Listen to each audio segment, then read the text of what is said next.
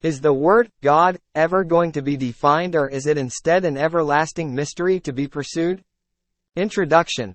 Part 1. Effective communication requires words used to be mutually understood. What does the word God mean to you in whatever language it's being used? The contention of this article is to discuss how the word God is now and will forever be beyond definition. When a person tells me that she is an atheist, or an agnostic, I congratulate him, her. The presumption brings forth the idea that their youthful innocent imaginations produced an image of the divine as being an old man. This old guy absolutely cannot explain the universe as we now understand it. This is precisely how ancient Greeks portrayed Zeus. Some cartoons today still portray a god character in this way. Ancient Greek Christians of this same period dumped that old guy a long time ago, so good riddance to that poor old guy. I feel we should give Michelangelo a free pass for putting a picture of Zeus on the Sistine Chapel ceiling. It was during the Renaissance the rebirth of ancient Greek and Roman culture. The positive signal here is that whatever the image was, their vivid imaginations had produced clearly and mercifully, they have outgrown it. The one who develops a concept should have the right to dismiss it at some later point in life. Being a devout Christian with 3 degrees in theology, I would never be so presumptuous as to think that any person with a mind limited as we are by time and space categories can imagine the possibility of leaving this realm into which we've been born, in order to be able to take in and to understand an existence that is at one and the same time, universally present, while remaining infinitely transcendent to both time and space. This will never be within the realm of possibilities in this life or the next. Why do we Christians see this as good news?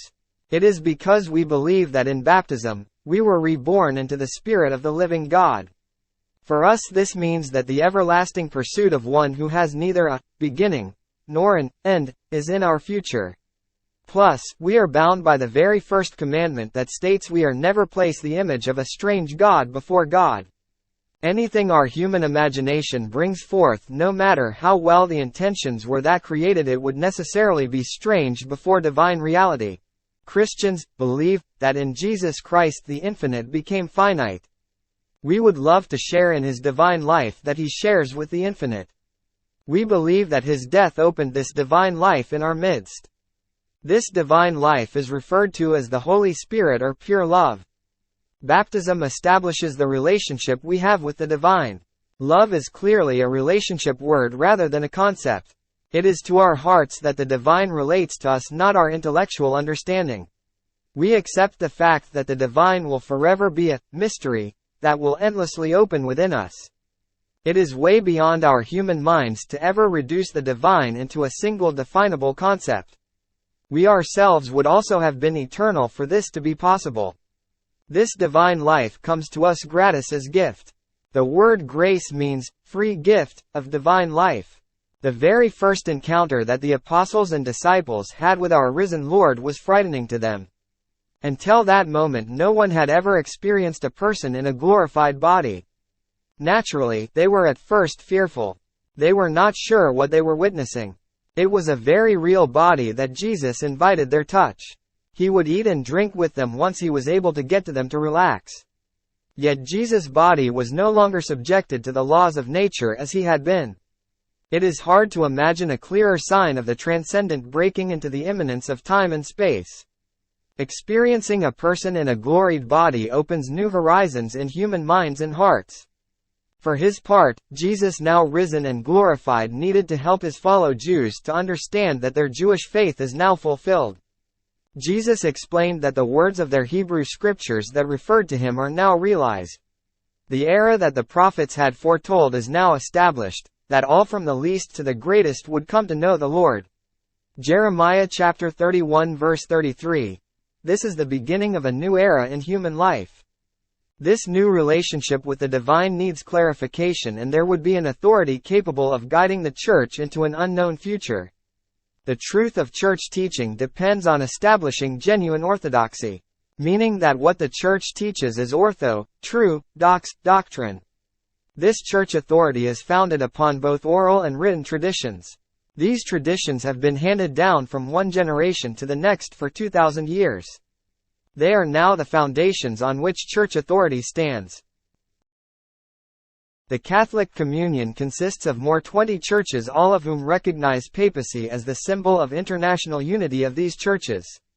Each church has its own patriarch, liturgy, and governance. They work interdependently with each other to preserve the orthodoxy of the whole church. Most religious people have belief systems that are considered cultural. There is no central authority, therefore no authority that can define what is true from that which is considered heretical. Cultural beliefs are wide open to numerous interpretations. People who have legitimate church authority have received it from persons who possessed before them, dating back to the apostles. This is referred to as apostolic succession. To retain unity, the church must maintain this legitimate authority. Separating religious and civil authority has proven to be the best solution for the church. Overseeing civil authority in the past had corrupted the church. The church is not equipped to handle practical matters of civil life. Nor do parliaments possess legitimate authority over the internal matters of the church. Certain absolute monarchs in the past took this authority upon themselves and executed dissenters. I hope this article will open a sensible discussion about belief systems in general. Whatever a person's beliefs are, they should be treated as sacred. The reason for this is because beliefs run very deep in our self-understanding. Young people are my main concern and have inclined me to favor this stage of human development as a wonderful time in life of new beginnings. There is a great openness of mind and heart at this stage of life. Added to this is the observation that millennials are seen as being the most open-minded generation ever, yet feeling all too often ungrounded. Chapter 1. Thoughts and feelings are verbally communicated. The speaker encodes her ideas and feelings into words. The one who hears decodes to understand what is being said. This works out very well in most words used in normal dialogue between the one who speaks and the one who hears.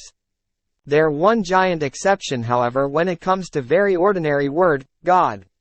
Here the hearer does not have one single clue what the speaker is saying. For clarity's sake, we should avoid using words of unclear meaning unless a speaker chooses to share the meaning she has in mind when using this term. Personally, I am going to follow Paul's phase in 1 Cor, which he was prepared to talk about the mystery of God. How to speak about transcendence effectively is the real issue all faces all religions.